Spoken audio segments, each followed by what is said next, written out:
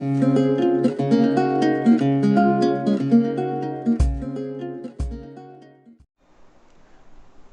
आज हम आपको नया चैप्टर स्टार्ट कर रहे हैं और एनसीईआरटी के अकॉर्डिंग है करंट इलेक्ट्रिसिटी, वैद्युत चालन। तो ये भी बहुत इम्पोर्टेंट टॉपिक है और इसमें से भी काफ़ी अंक का मैटर आपसे एग्जाम में पूछा जाता है। तो इसमें सबसे पहला टॉपिक है वैद्युत धारा, वैद्युत धारा,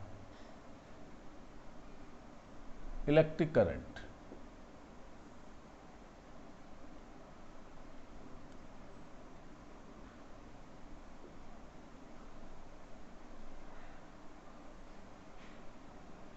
अब बच्चों, इलेक्ट्रिक करंट होती क्या है, वैद्युत धारा होती क्या है? देखिए, ये हमारे पास एक चालक है बच्चों, और इस चालक को हमने एक बैटरी से कनेक्ट कर दिया।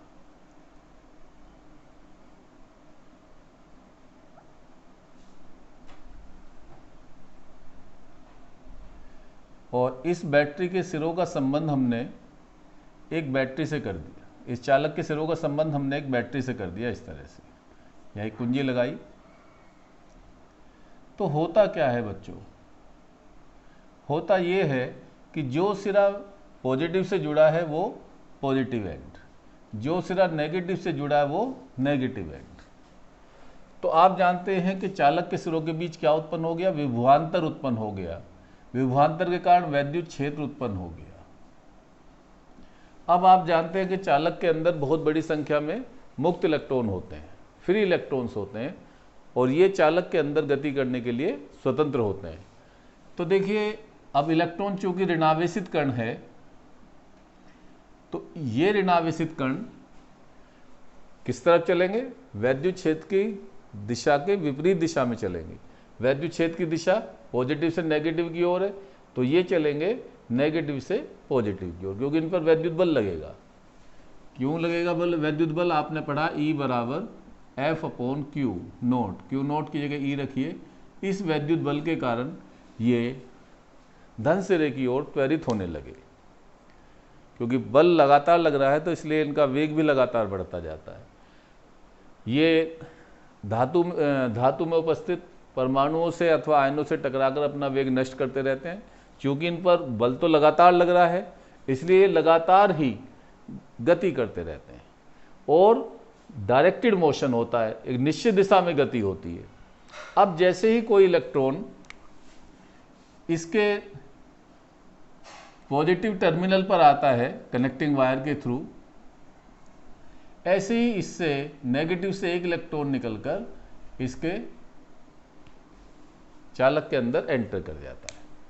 इस तरह से आवेश का फ्लो होने लगता है, आवेश का प्रवाह होने लगता है चालक के अंदर।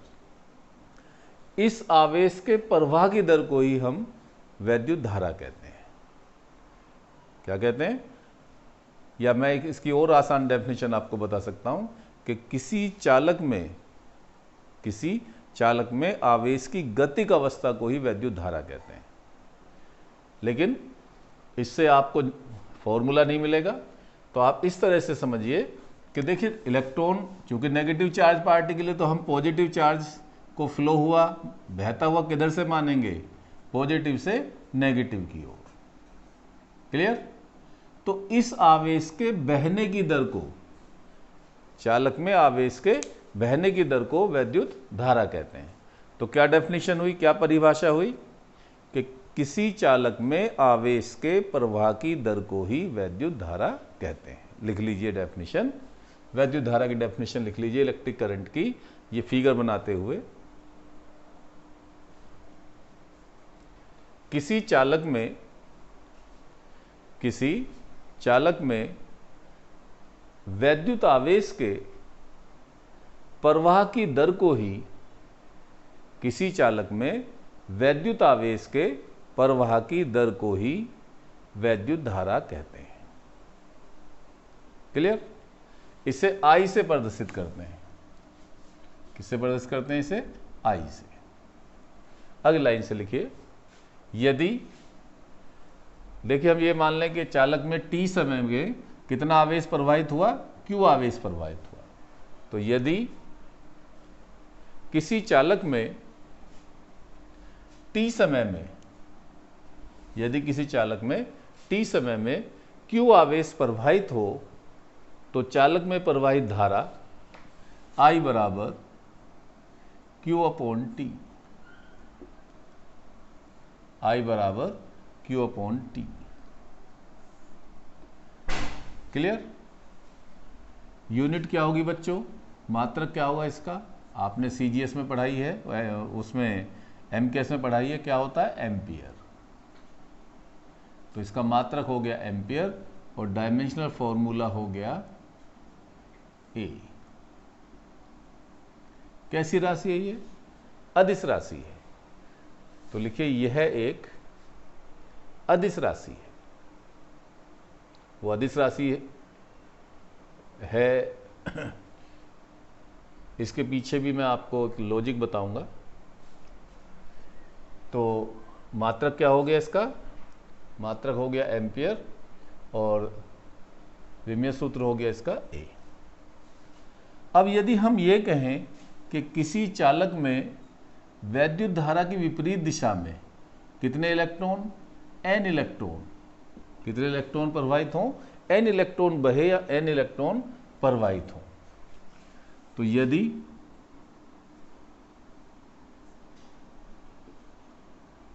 किसी चालक में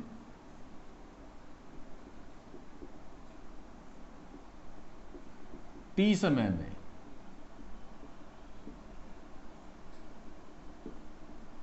समय में n इलेक्ट्रॉन प्रवाहित हो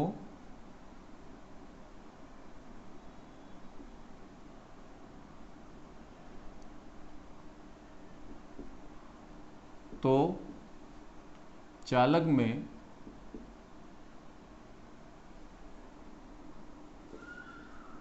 प्रवाहित आवेश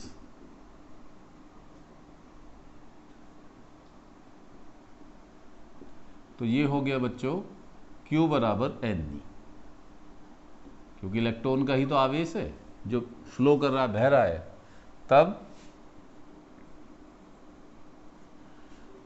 I इक्वल टू, तब चालक में धारा, तब चालक में धारा I बराबर Q की वैल्यू क्या डाल देंगे बच्चों हम, NE अपॉन T। I बराबर NE अपॉन T। ये समीकरण 1 हो गई, ये समीकरण 2 हो गई। क्लियर? और एक बात और याद रखेंगे हम कि चालक में जो धारा बहेगी उसकी दिशा पॉजिटिव से नेगेटिव की ओर होगी, जबकि इलेक्ट्रॉन जो बहते हैं वो नेगेटिव से पॉजिटिव की ओर होते हैं, बहते हैं। तो इसका मतलब ये हुआ कि किसी चालक में इलेक्ट्रॉनों के बहने की दिशा के विपरीत होती है, किसकी दिशा, विद्युत धारा की दिशा। तो अगली लाइन से लिखिए, किसी चालक में इलेक्ट्रॉनों के बहने की दिशा के विपरीत चालक में वैद्युत धारा की दिशा होती है। क्लियर? तो यदि धारा A से B की ओर बह रही है तो इलेक्ट्रॉन किधर से बहेंगे, B से A की ओर। अब ये हम कह दें कि यदि सूक्ष्म समय, अल्प समय dt में चालक के अंदर प्रवाहित आवेश कितना है, dq है। तो अगला लाइन से लिखिए, यदि चालक में सूक्ष्म समयांतराल dt में, यदि चालक में सूक्ष्म समयांतराल dt में प्रवाहित आवेश dq हो तो चालक में प्रवाहित धारिता I बराबर dq अपॉन dt, I बराबर D Q upon D T. मतलब आप आवेश को अवकलित कर देंगे समय के सापेक्ष। तो समीकरण 1, 2, 3 से किसी चालक में बहने वाली वैद्युत धारा का मान ज्ञात किया जा सकता है। तो लिख लीजिए, किसी समीकरण 1, 2 और 3 से किसी चालक में बहने वाली वैद्युत धारा का मान ज्ञात किया जा सकता है। देखिए, मैं आपको अभी डिस्कस कर रहा था कि भाई वैद्युत धारा कैसी राशि है? अदिश राशि है। भाई सदिश क्यों नहीं? क्योंकि इसमें दिशा तो है, इलेक्ट्रॉन के बहने की विपरीत दिशा है। यदि चालक आप लगाओगे तो उसमें आपको करंट की डायरेक्शन एक स्पेसिफाइड डायरेक्शन मिलेगी, तो दिशा तो इसमें है और परिमाण भी है 1 एम्पियर, 2 एम्पियर, 3 एम्पियर। तो फिर ऐसी क्या बात है कि वैद्युत धारा एक अदिश राशि है? क्यों? तो इसका एक क्वेश्चन लिखिए, बहुत इंपॉर्टेंट है ये। अक्सर जब भी प्रैक्टिकल में एग्जामिनर आता है तो वो पूछता है। लिखिए, वैद्युत धारा में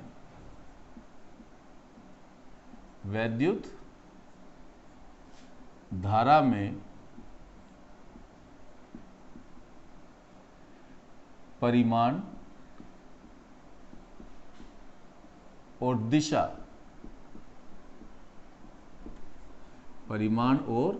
दिशा दोनों होते हैं,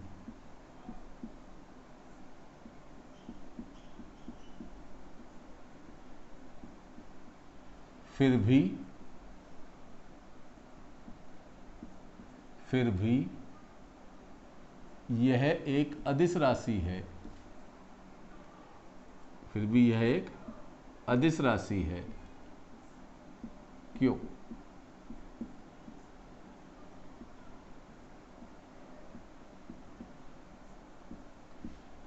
ठीक है बच्चों। सॉल्यूशन, इसका सॉल्यूशन आप ये लिखेंगे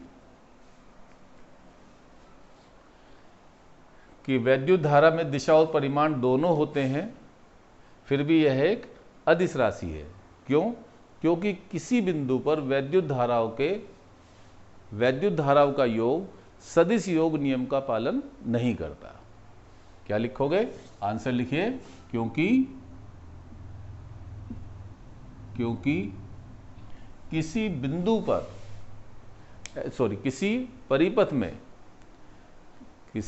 परिपथ में स्थित किसी बिंदु पर मिलने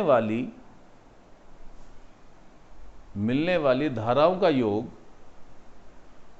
सदिश योग नियम का पालन नहीं करता। लिख लेंगे, सदिश योग नियम का पालन नहीं करता।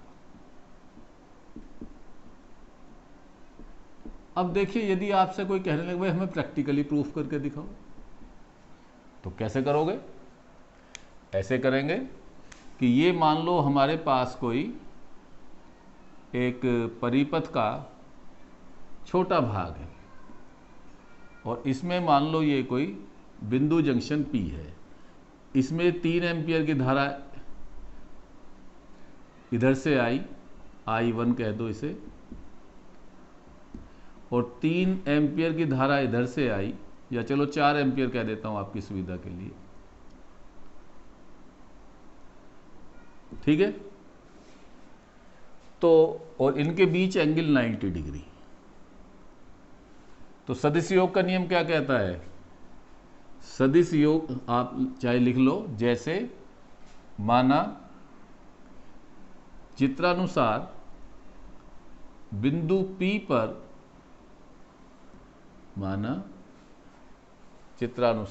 परिपथ बिंदु P पर धाराएं I1 बराबर 3 एम्पियर, I2 बराबर 4 एम्पियर परस्पर 90 डिग्री के कोण पर मिलती हैं। तब देखिए, सदिश योग नियम से योग नियम से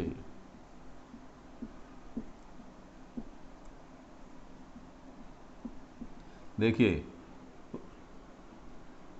बिंदु P पर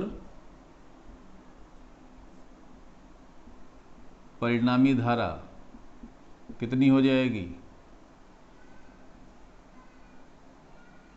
परिणामी धारा लगाओ वो फार्मूला, सदिश योग का नियम, अंडर रूट परिणामी धारा I कह दीजिए,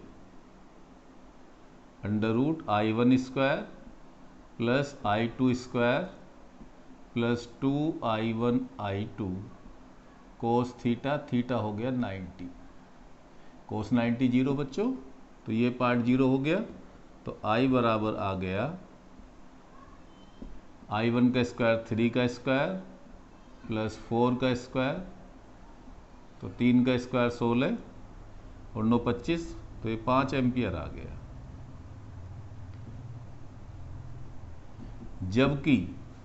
जबकि धारा कितनी प्राप्त होती है? आई कह दो इसे, जबकि धारा कितनी प्राप्त होती है? 4 + 3 बराबर 7 एम्पियर।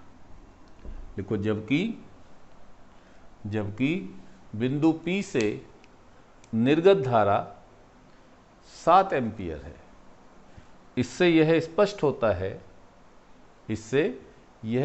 होता है कि परिपथ के किसी बिंदु जंक्शन पर मिलने वाली समस्त धाराएं सदिश योग नियम का पालन नहीं करती। अतः वैद्युत धारा एक अदिश राशि है। एक बार एक और न्यूमेरिकल मुझे इंपॉर्टेंट याद आ रहा है, SC वर्मा का न्यूमेरिकल है ये, जो कॉम्पिटिटिव एग्जाम में तैयारी कराते हैं हम बच्चों को।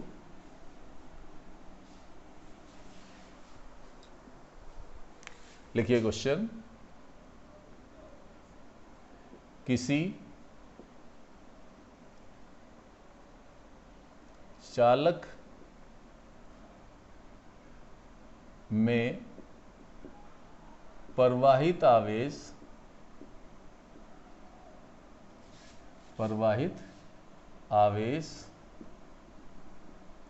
समय t पर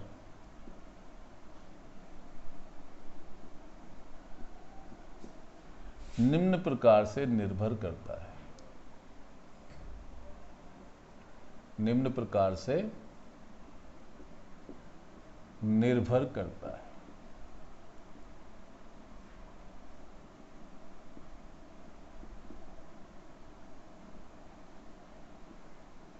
निम्न प्रकार से निर्भर करता है। चालक में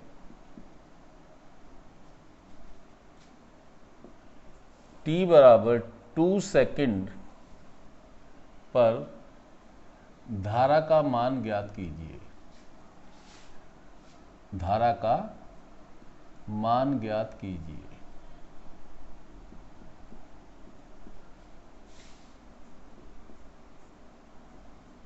देखिए, जिसको ये फार्मूला पता है I बराबर dq/dt, वो इस क्वेश्चन को कर पाएगा, नहीं तो ये नहीं कर पाएगा।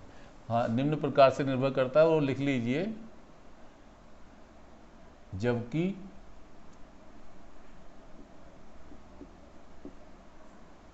Q बराबर AT² + BT + C। ठीक है, तो इसका सॉल्यूशन क्या करेंगे आप? सॉल्यूशन में लिखेंगे चालक में प्रवाहित धारा, चालक में प्रवाहित धारा I बराबर क्या कर देंगे आप? dq/dt। क्या करेंगे? I बराबर dq/dt, या I बराबर, देखिए Q की वैल्यू रखिए, d/dt of AT² + BT + C। तो I बराबर, देखिए t² का 2t हो जाएगा, तो ये हुआ 2AT प्लस टी का 1 तो बी सी का 0। अब हमें धारा कब निकालनी है? टी बराबर 2 सेकंड पर। तो टी बराबर 2 सेकंड में या सेकंड पर चालक में धारा, चालक में धारा। तो t की वैल्यू आप कितनी रख दीजिए? 2 सेकंड। तो 2a into 2 plus b, that is कितनी आई बच्चों? 4a plus b ampere. Clear हुआ? चलिए, इसके बाद में आप समझिए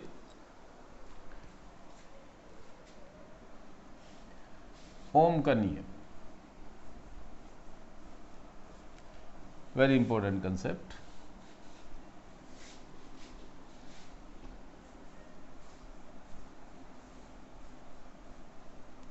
ओम का नियम।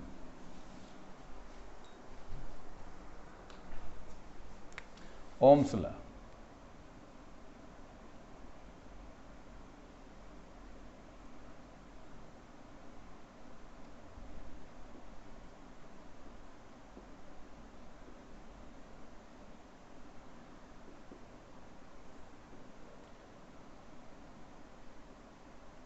Ohm's law. देखिए, ओम का नियम ये कहता है कि ये हमारे पास चालक है, यदि हम इसकी भौतिक अवस्था में कोई परिवर्तन ना करें। भौतिक अवस्था से मतलब क्या है बच्चों? हम इसका ताप न बदलें, हम इसका आकार न बदलें, और दाब भी ना बदलें। तो देखिए, आपने देखा होगा कि जब बच्चों आप घरों में, अब गर्मियों के दिन जैसे जैसे आएंगे, तो आपने देखा होगा कि डिम वोल्टेज की समस्या रहती है, और उससे क्या होता है, आपके पंखे या ट्यूबलाइट वगैरह वो धीमे जलते हैं।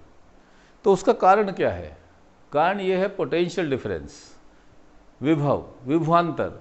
जो हमारे मेन सॉकेट पर विभवांतर लगाया गया वो उसकी रेटिंग वैल्यू से कम है, और कम है तो तब उनमें कम धारा बहेगी, और कम धारा बहेगी तो उसका चुंबकीय प्रभाव उतना ही कम होगा।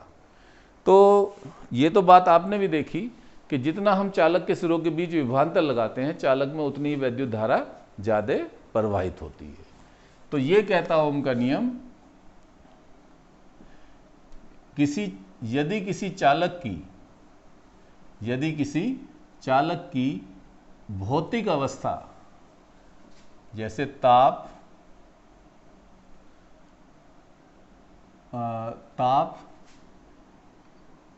इसे बल्कि बहुत बढ़िया शब्द तो ये कह देंगे यांत्रिक प्रत्यास्था, मैकेनिकल स्ट्रेन। यांत्रिक प्रत्यास्था में आ जाएगी लंबाई, चौड़ाई और क्षेत्रफल।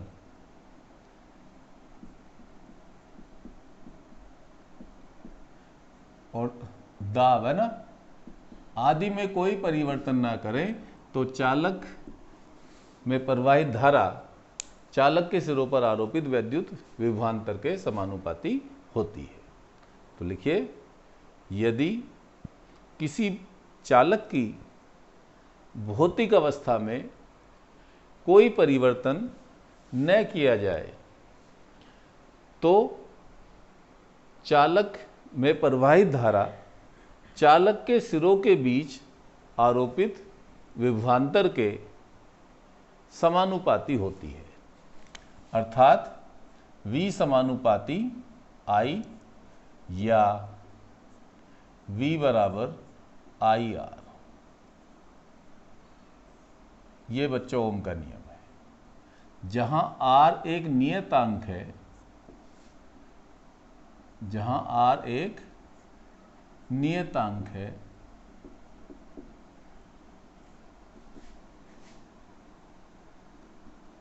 जिसे चालक का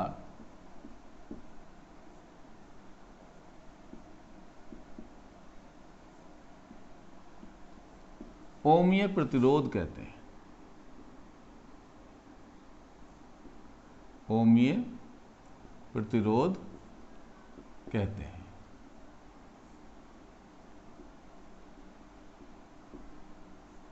यह इंपॉर्टेंट बात है,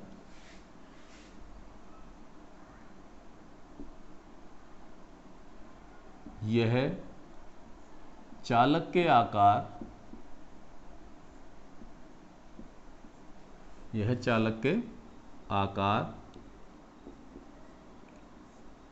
कोमा ताप पर निर्भर करता है।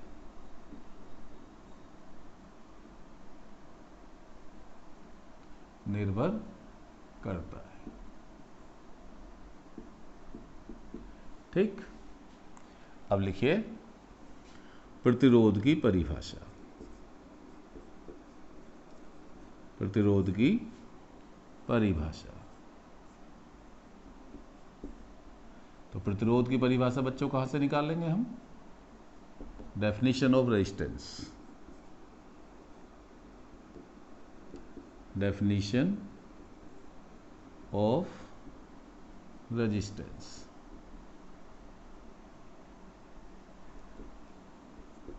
तो देखिए ओम के नियम से, ओम के नियम से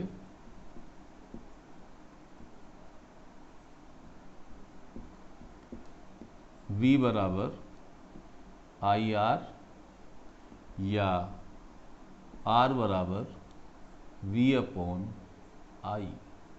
यहाँ से इसकी परिभाषा निकालिए कि किसी चालक के सिरों के बीच आरोपित विभवांतर तथा चालक में बहने वाली धारा के अनुपात को ही चालक का प्रतिरोध कहते हैं।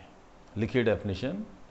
किसी चालक के सिरों के बीच आरोपित विभवांतर तथा चालक में बहने वाली धारा के अनुपात को ही चालक का प्रतिरोध कहते हैं। मात्रक, तो मात्रक बच्चों इसका हो गया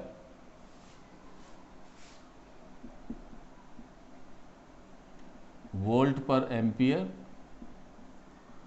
वोल्ट पर एम्पियर अथवा ओम।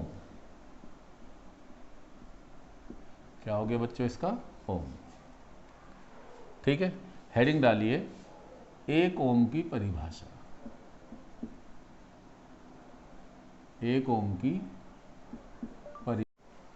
तो देखिए बच्चों ओम के नियम से R बराबर V अपॉन आई।